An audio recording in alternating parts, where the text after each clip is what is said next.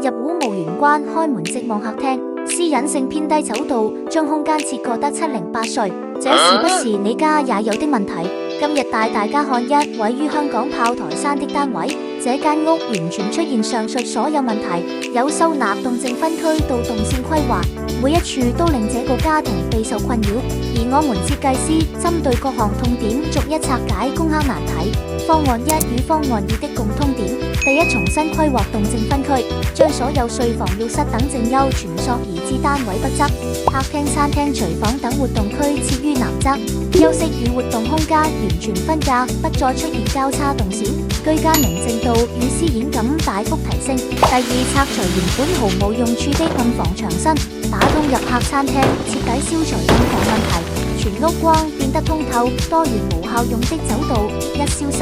第三，浴室做乾濕分離改造，外置獨立洗手台，洗手如廁可同時進行，解決單一浴室早上繁忙時段擠迫的問題。第四，又則整間房間改造成步入式衣帽間，主人房搭配到頂衣櫃，玄關、餐廳、廚廁均預留儲物櫃。櫃設備鋪衣物雜物全都有專屬位置擺放，入戶位置增設玄關收納櫃，進門多一處緩衝空間。那兩套方案的分別在哪裏？方案一，廚房保留在入戶左側，可設置獨立鞋櫃，但電視會遮擋部分光線。方案二，